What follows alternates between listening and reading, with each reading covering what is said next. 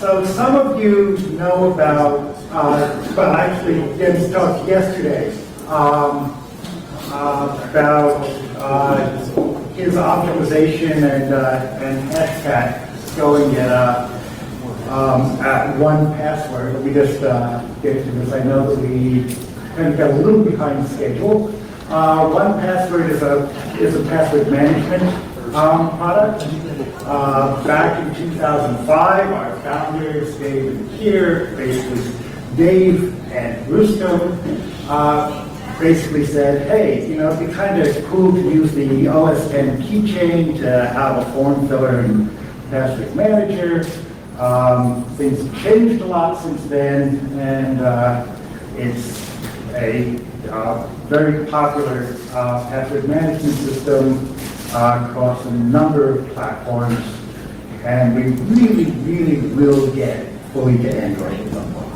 At some point, not, you know, way down here. But okay, anyway, couple design principles. I'm not trying to go into a sales pitch. I'm just talking about some design principles or attitudes we take that are relevant for us to come. So we know that people's data will get stolen. People's computers would get stolen. Things will get stolen off of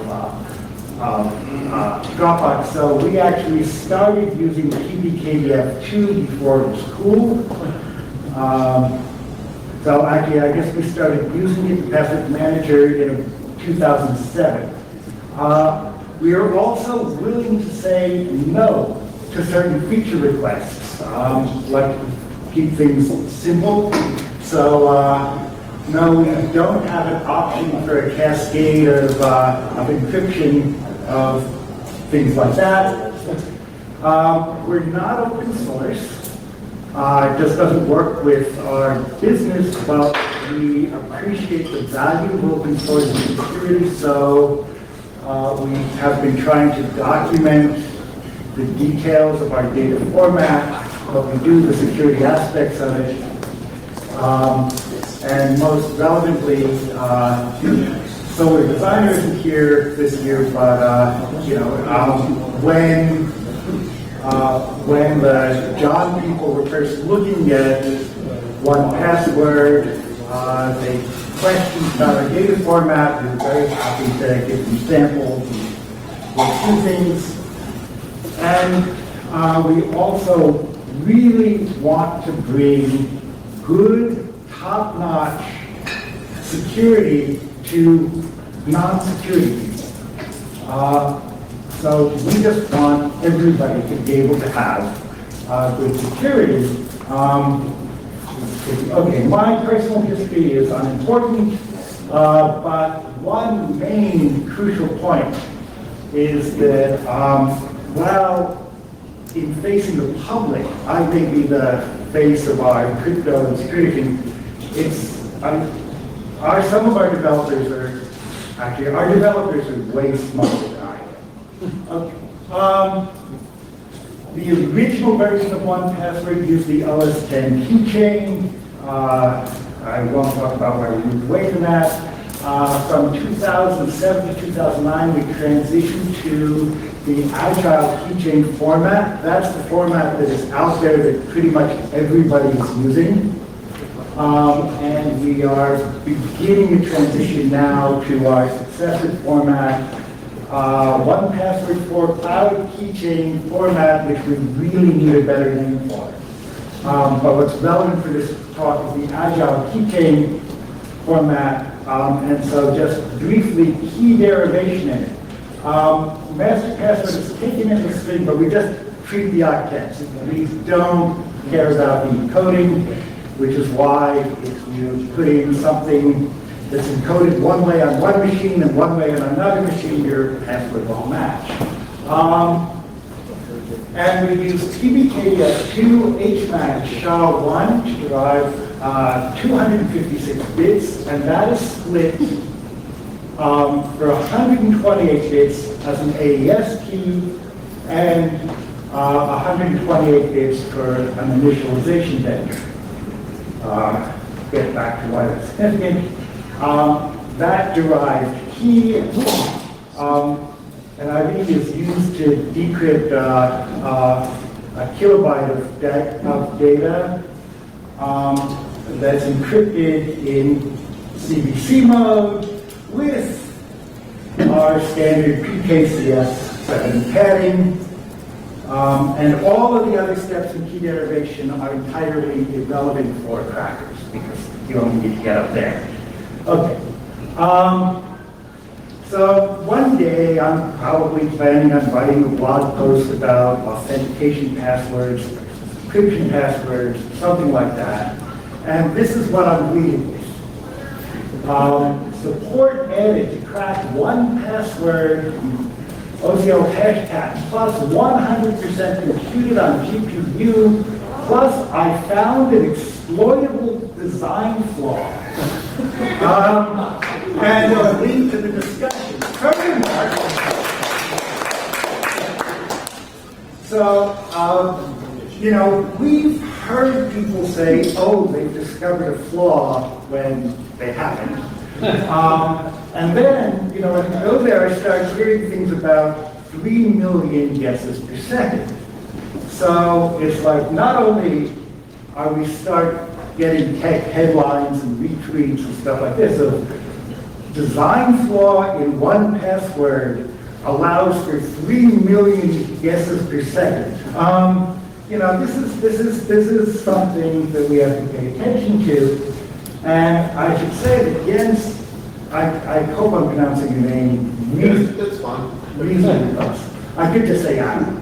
Okay. Adam's post was extremely clear and complete, and there were really 4 points to it. There's a speed up that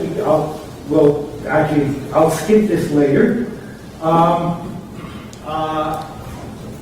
The AES decryption or testing a key requires only taking a look at the last 2 blocks of the encrypted data, checking the padding. The design flaw thing, this weird PBKDF2 stuff that I'll talk about later, and the 3 million guesses per second. Okay. Now,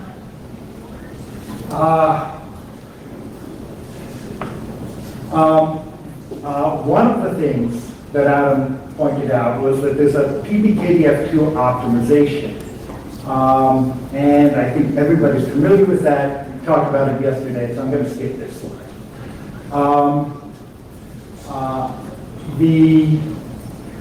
Actually testing a particular key, you don't need the real ID of the initialization vector for the whole block. You just take the second to last block and you, as the ID, test a key on decrypting the last block, check the padding, and so 2 points in this is that verifying a key can be done quickly, and you don't actually need the real initialization vector. You only need that second to last block. Okay. Now, this PBKDF2 weirdness, this was really confusing for me.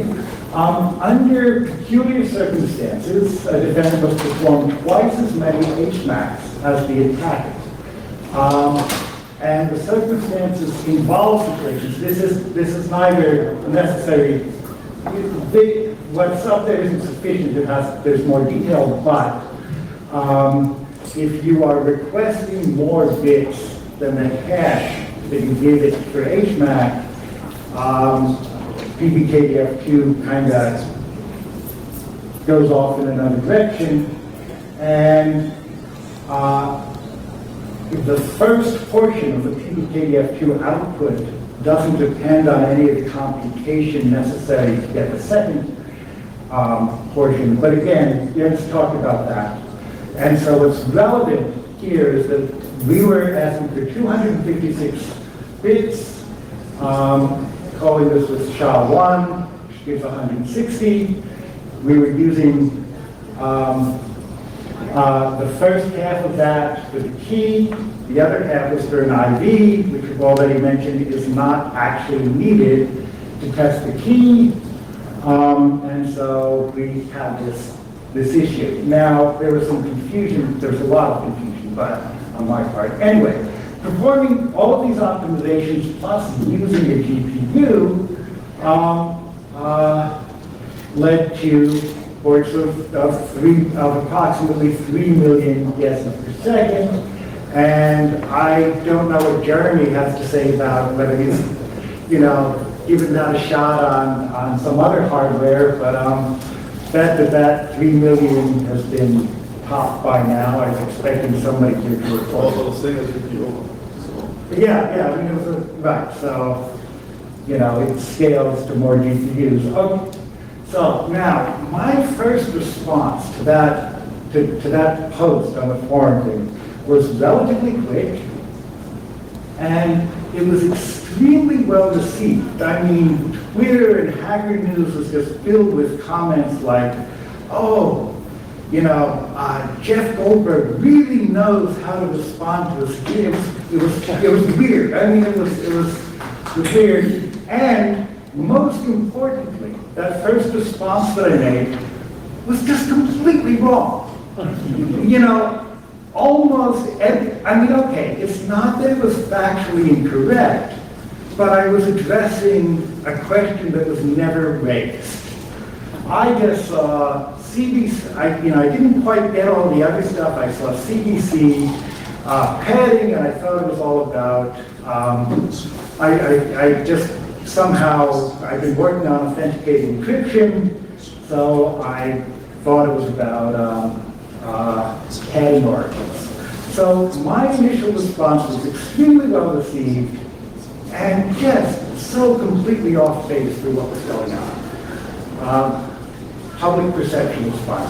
However, throughout that very long day, with a lot of help from many of the people in this room, I finally began to understand what was going on, and fortunately I was kind of like shielded by my colleagues from the onslaught of queries that we were getting about this, so I could kind of get my head together. And so eventually wrote an article with kind of like eventual responses to this. One point is that some of the optimizations that Jens reported, particularly the decomposing of PBKDF2 in the HMAC, is available to the defender as well as to the attacker. And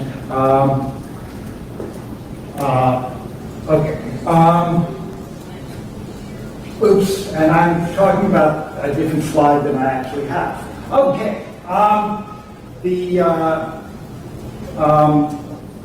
so the attack on or the speed up used for the CBC mode padding, I said I responded to the wrong thing, but I don't think that it's a problem that's fast.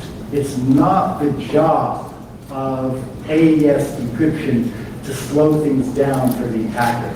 That is the job of PBKDF2, so I'm not particularly worried about that speed up. However, we're using a different padding scheme in our next format, which incidentally will prevent that.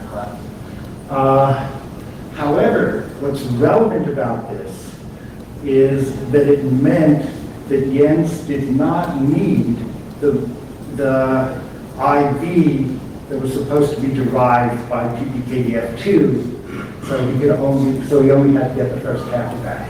Okay, now the HMAC unpacking thing, as I said before in the wrong slide, this is something that's available to the defender. This optimization is available to the defenders, to the attacker, and as far as I know, and I don't even know if this is true of OpenSSL today, I think that it's only the OpenSSL implementation of PBKDF2 that does not make use of this optimization. It's not that I've done a survey of these, but I've asked around. We're under a non-disclosure agreement with Apple, so I can't tell you what they told us in response to this query.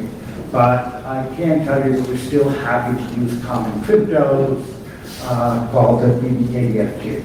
Okay, now those were the easy ones. The hard ones were we actually doing something wrong with calling PBKDF2? And I think even the bigger question is, what can we do or tell our users about 3 million guesses per second? Now, this is from the specification for PBKDF2. One might derive that I should actually thank Marsh for highlighting this for me. One might derive a set of keys with a single application of a key derivation function. The keys in the set could be obtained as substrings of the output. So that's one thing we did. And the whole point of PBKDF2 over PBKDF1 is that you can actually use outputs. You can actually request more bits than is in your hash function. So I think this is arguably a bug in PBKDF2. Well, that's what I'm saying. Yes. So my next slide. So I'm saying is that yes, we use this according to the specification, and they said it's not really whether you win or lose in terms of a design flaw, but how you lay the land. And so, yes, it's a design flaw in PBKDF2. We used it according to specification. It still doesn't matter for our users, but yeah, I'm calling this a design flaw in PBKDF2, but we got beaten by it.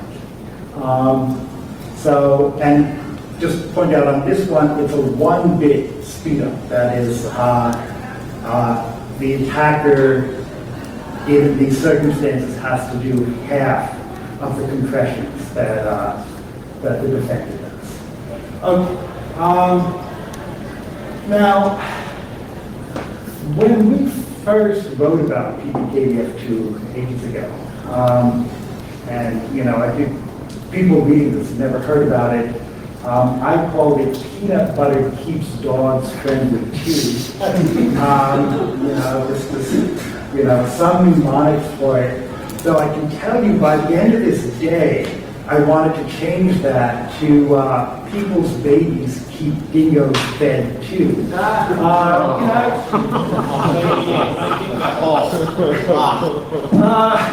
Anyway, so when we first wrote about it, said, oh, well, it reduces what would be millions of guesses per second to just a few thousand per second. And, as defenders, we have to acknowledge, what you guys are doing. And by we, I mean everybody who has to protect high-value human usable passwords. Human usable passwords. And of course, I have to say, for the passwords that humans don't have to remember, use a password manager. If I've got just if I've got random lowercase letters, 23 of them, that's already 128 bits. That's just, don't need to remember anyway. But your one password master password is something you need to remember. Okay, so a couple of things. One is that the sample that gets used had 1,000 PBKDF2 iterations. So just because JTI used 1,000 iterations. Exactly, and they did 2 and 1 password, and that was in the documentation for the Agile keychain format, even though we've been tinkering with the format since that documentation came out. So yes, it's fine to use 1,000. There are Agile keychain data sets out there with 1,000 if people created a keychain many, many years ago.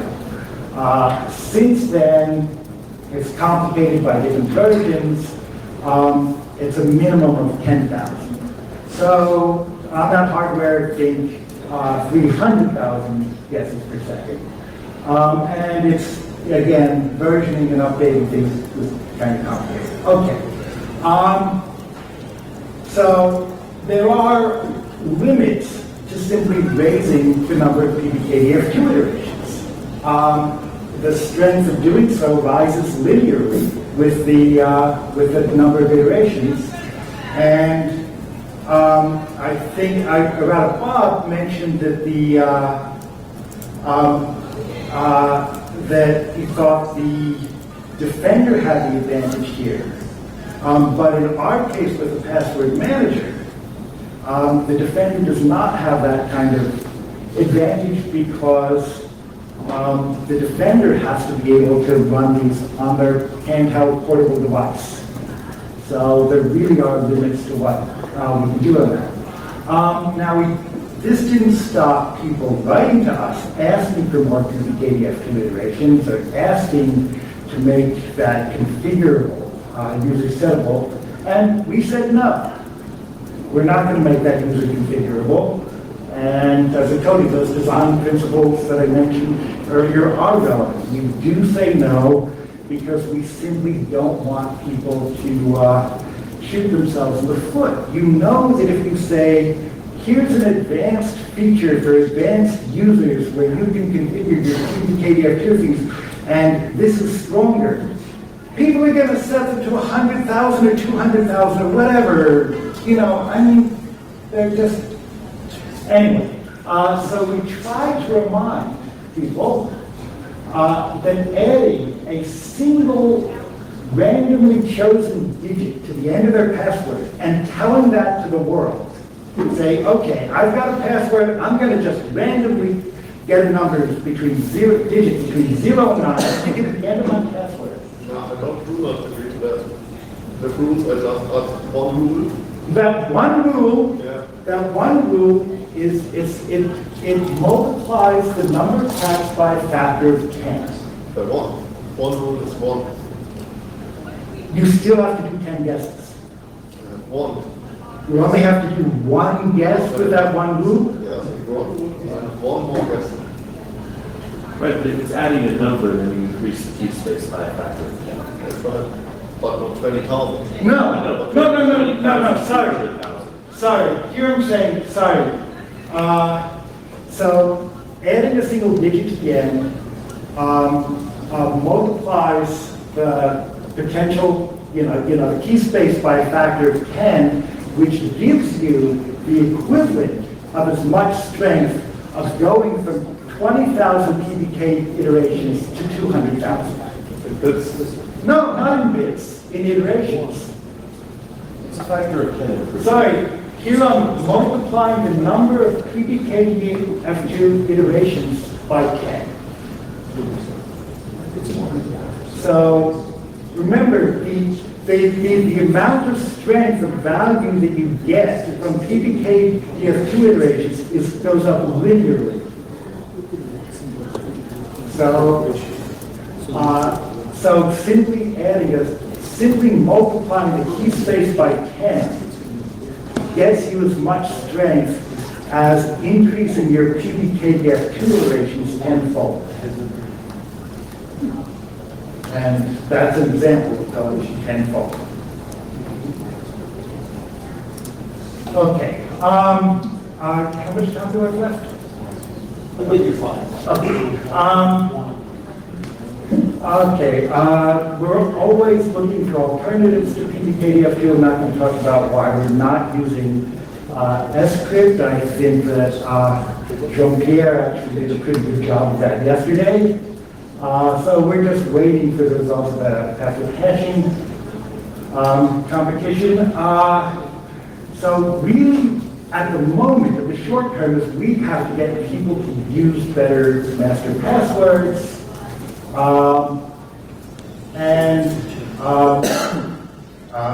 Another option is to just try to protect people's data from capture in the first place. You can't crack it if you can't get it. Unfortunately, there's not a whole lot of scope we can do there. One option is that we could offer key splitting. The eventual derived key that you get has to be XORed with something you keep in your pocket in order to actually decrypt stuff. Basically, the potential for catastrophic data loss with that is just awful. And I'd say that for every customer service request that we have coming in that says, somebody stole my computer, somebody stole my data, what should I do? For every one of those, we get about 50, I forgot my master password. So really, key splitting is I just really worry about potential devils. Okay, we do have greater resistance coming up in this format that we're transitioning to.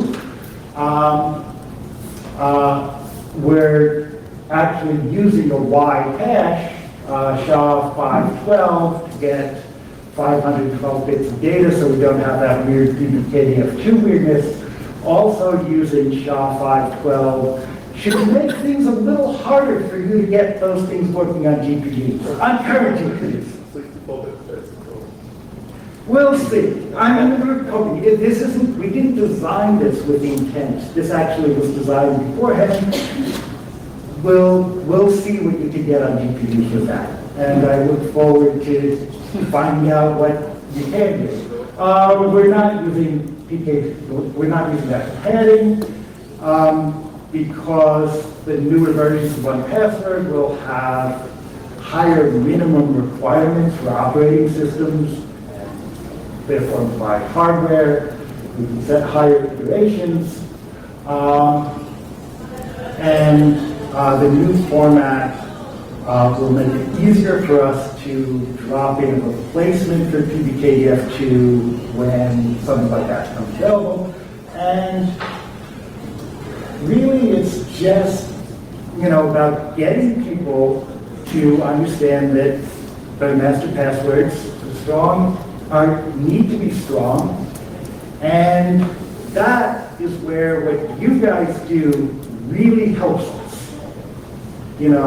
Showing the world and showing us how these things can be tracked is the best way we can communicate to our customers the importance of getting strong master passwords. Thank you.